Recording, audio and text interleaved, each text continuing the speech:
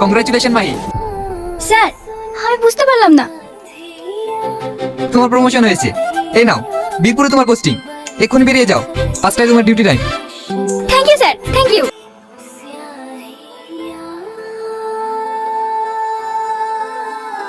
Shrabani, yes sir. আজ থেকে মাহির জায়গায় তুমি কাজ করবে। ঠিক আছে স্যার। শাহিনা কাল বাদ পরশুদিন ফাঁসি। ওর কোনো শেষ ইচ্ছা থাকলে জিজ্ঞেস করে নিও। ঠিক আছে স্যার, এই নিয়ে আপনাকে চিন্তা করতে হবে না।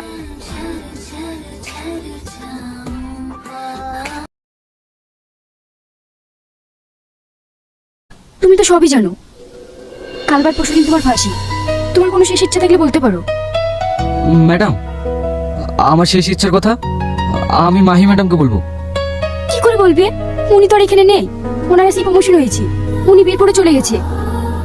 তাহলে যে আমাকে যা বলার আমাকে বলো, ওনার জায়গায় আমি আছি। ম্যাডাম, তাহলে আপনি যান, আমি আর কিছুই বলবো না। না না, এই বললে তো হয় না। তুমি বলো, তোমার শেষ ইচ্ছাটা কি?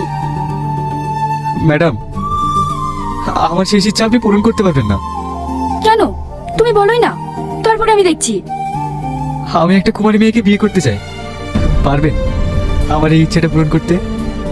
হ্যাঁ, তুমি কি বলছো? পরশুদিন তোমার ফাঁসি, এই সময় তোমাকে কে বিয়ে করবে? আমার শেষ ইচ্ছার কথা আপনাকে বললাম। ইচ্ছা হলে পূরণ করবেন, না হলে করবেন না। ঠিক আছে, আমি দেখছি কি করা যায়।